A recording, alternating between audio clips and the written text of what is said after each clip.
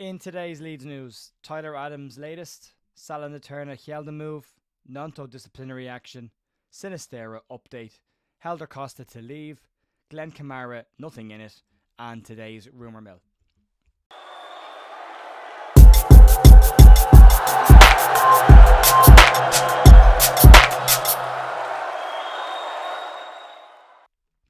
Hiya folks, Chair here on the 15th of the 8th with your Leeds news. I'm going to do my best to get through this. I'm not well. I couldn't do it yesterday at all, but I thought I'd give it a go today. We'll crack on, we'll get through this, and yeah, we'll start off with the Tyler Adams situation and the latest on that. And it's been a lot of action on Tyler Adams' situation since the last video that I did, where it was expected that he would complete his move to Chelsea. That obviously fell through. It's been reported that it's possibly due to medical reasons, but also possibly due to getting Lavia instead. But yesterday it emerged that Bournemouth had activated Tyler Adams' £20 million release clause, as well as Chelsea.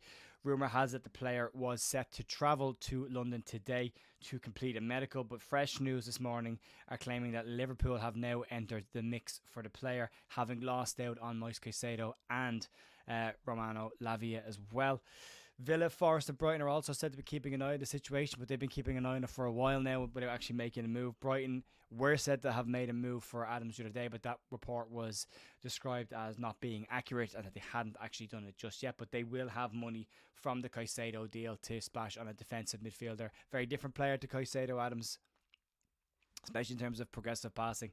But yeah, we'll probably fit the bill there. It could do quite well at Liverpool. That would be the job of the holding midfielder there, is to win the ball, basic 5-yard pass, let someone else do the work with it, so he could fit in there. Leeds clearly need to bring in some money in order to get these transfers done due to what's going on at the club. And I'll be honest with you, everyone's saying it, I'm finding it very hard at the moment as well to be positive, and I try and be positive with this stuff as much as I can, and I'm struggling right now to see the positive. I'm only hoping that something big happens between now and the end of the window, but the closer it gets, we're just over 14 days away from the end of the window, just over 2 weeks. It's looking less and less likely Leeds will bring in significant amount of quality to mount the challenge this season. But until the window's closed, I suppose you cling to some form of hope, but we'll have to wait and see.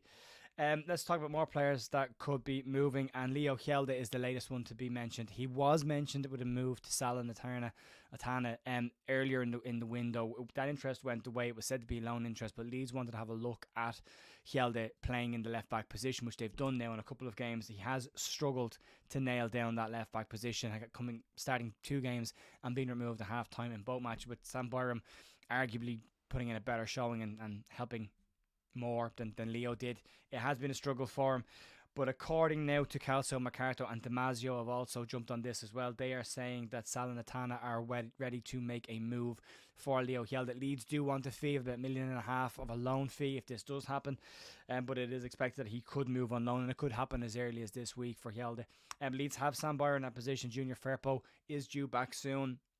I know about Firpo, but Firpo in the Championship, would he be a better left back? I don't know, but Leeds have been heavily linked with buying a left back anyway. And again, assuming, and that's all it is assuming that Leeds can get some deals done between now and the end of the window. Maybe as a left back, Charlie Terrace, I mentioned quite a lot. He wasn't in the Burnley squad at the weekend either, so there's possibilities there, and we have to see what happens there.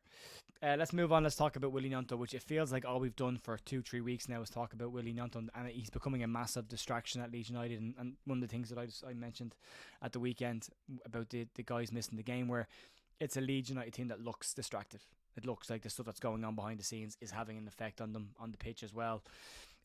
Willy Gnonto's situation is not an ideal situation. The players now refuse to play for Leeds United twice. It's a long way back. I do agree though with Jermaine Beckford that if Gnonto's to come out and make an apology, and a genuine apology, and I don't mean one of these ones where a PR firm has written it and put it on Instagram, a proper apology to the fans, maybe he comes back, 19-year-old taking bad advice from a money-hungry agent, that kind of stuff, and maybe he comes back from it, but it's going to be tricky. But according to the Daily Mail this morning, they claim that Leeds have already taken disciplinary action against Gnonto.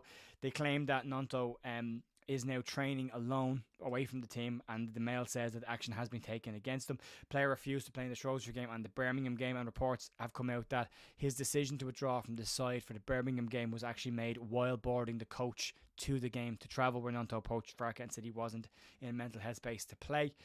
The Mail say that disciplinary action has taken place on the player and that he is training alone, but they have also said that the player is still being paid by the club now. that doesn't mean anything. He can get paid and still being fined. They don't stop his wages as such. Also this morning it's come out that Spurs apparently are having a look at the player now as well. They've got some Harry Kane money burning a hole in their pocket and might be keen to bring in some attacking reinforcements. They have Richarlison up forward, who's the only striker that I know that doesn't score goals at all, having not scored a goal for Spurs in the league last year and has started this season in the same fashion. They will need some striking reinforcements. This could put Leeds in a situation where they could increase the bid slightly. They know Spurs have the money if they want them. Leeds are looking for anything above 25 million for the player, and Everton are not said to be able to reach that right now. However, reports from Everton's side today are saying that they are confident they can still get a Willy Gnonto deal done, and they're confident that Leeds will drop their asking price to closer it comes to the end of the window. I would be in the opposite category there. I would want the opposite to happen. I would want Leeds to double down on this and absolutely not move the player. Speaking of players who may or may not have refused to play for Leeds, Luis Sinisterra has been coming in for a bit of criticism over the last couple of days after withdrawing from the squad for the game against Birmingham. According to Graham Smith in the Yorkshire Evening Post, he says that the reason for Sinisterra's absence was due to a knee injury and not a refusal to play. It's saying that Farke did comment on the previous game against Shrewsbury in the Cup that he did have a knock on the knee, but he needed him on the pitch. That seems to have been exacerbated by coming on in that game and getting involved in that game, which has now led to the player missing the game against Birmingham. It is also said that they still expect Sinisterra to be a player who leave Leeds, but that the reports, and Graham Smith is reporting this, reports of a loan move back to Feyenoord. Smith is saying that those reports are wide of the mark and not accurate. But as I said, they still expect Sinisterra to leave Leeds this summer. There's a relegation release clause in his contract as well. They all have them. Anyone that was signed in the last 18 months, 2 years, has that release clause in their contract. It's been described as a sweetener. I think Joe's done a video today on it as well. I'm angry about it, and properly angry about it, to be honest with you. Leeds seems to have said to these players a 60% wage drop, which is nothing unusual about that, by the way. That's pretty common practice in teams getting relegated. But Leeds have also put this, well, if you can find a club to match your wages at the full end, we'll let you go on loan, which just seems like a really naive and egotistical move for Leeds to make at the time. But they made it. So yeah, that's the report there. The release clause is there, but it's not Feyenoord, at least not right now. And there's no truth in the reports of a loan move to Feyenoord, according to Smith. Smith did report yesterday that Leeds were still keen to hang on to Tyler Adams, which doesn't look like it's going to happen, and Sinisterra, and that Leeds had put in a bid for an unnamed attacker.